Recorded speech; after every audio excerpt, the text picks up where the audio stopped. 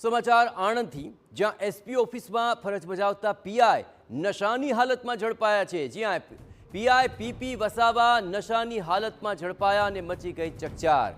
બોરસદમાં PI વસાવાએ નશાની હાલતમાં આતંક મચાવી દીધો હતો। આ દ્રશ્યો આપ જુઓ, જ્યારે નશાની હાલતમાં તેઓ કઈ રીતે ગેરવર્તણૂક કરી રહ્યા હતા। દારૂ પીને બેફામ કાર હંકારી ઉપરા છાપરી અકસ્માત સર્જ્યા હોવાના તેમની પર હવે આરોપ લાગી ચૂક્યા છે।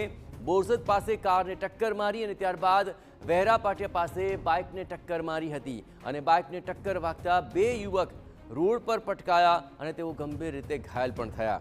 આ અકસ્માત બાદ કાર રોક્યા વિના આ પીઆઈ નાપા તરફ ફરાર પણ થઈ ગયા। નાપા નજીક એક દિવાલ સાથે કાર તેમણે અથડાવી દીધી અને ત્યારબાદ તેઓ ઝાડીઓમાં ઉતરી ચૂક્યા હતા। સ્થાનિકોએ કાર ચાલક પીઆઈ વસાવાને ઝડપી લીધા અને બોરસદ ગ્રામ્ય પોલીસને સોંપ્યા છે। કારમાંથી પોલીસના બૂટ, ટોપી અને આઈડી કાર્ડ પણ મળી આવ્યા છે। હવે જોવાનું રહેશે કે તેમની વિરુદ્ધ હવે કઈ પ્રકારની કાર્યવાહી થશે। વધુ વિગતે વાત કરવા માટે જોડાઈ રહ્યા છે ટીવી9 સંવાદદાતા ધર્મેન્દ્ર કપાસી। ધર્મેન્દ્ર, આખરે પીઆઈ તો પકડાયા છે, પણ હવે તેમની સામે કોઈ કાર્યવાહી થઈ રહી છે ખરી?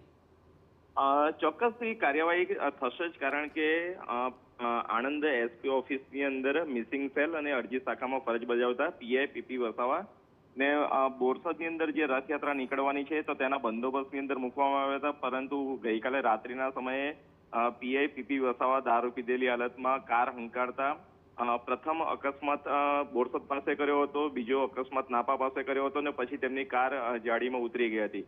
મહત્વની બાબત એ છે કે જે રીતે તેમણે ગાડી અન્ય વાહન સાથે અથડાવી હતી તેના લઈને જે સ્થાનિક વાહન ચાલકો પણ તેમનો પીછો કરતા હતા અને તેમને નાપા પાસેથી ઝડપી પડ્યા હતા। મહત્વની બાબત એ છે કે નાપા નજીક દિવાલની અંદર કાર અથડાયા પછી જાડીઓમાં ઉતરી જતા લોકોએ તેમને ત્યાં જ પકડી લીધા હતા અને સમગ્ર મામલે બોરસદ ગ્રામ્ય પોલીસને સંપર્ક કરી અને બોરસદ ગ્રામ્ય પોલીસને પીઆઈ પીપી વસાવાને સોંપવામાં આવ્યા હતા। મહત્વની બાબત એ છે કે હવે કાયદેસરની કાર્યવાહી બોરસદ ગ્રામ્ય પોલીસ દ્વારા કરવામાં આવશે, પરંતુ કઈ કલમોને આધારે કાર્યવાહી કરવામાં આવશે, કયા પ્રકારની તપાસો થશે તે જોવાનું રહેશે। જયેશ, બિલકુલ ધર્મેન્દ્ર, તમામ કાર્યવાહી પર આપ નજર રાખતા રહેજો। તો પીધેલા પીઆઈ ઝડપાય તો ગયા, હવે તેમની વિરુદ્ધ કઈ પ્રકારની કાર્યવાહી થાય છે તે જોવું મહત્વપૂર્ણ બની રહેશે।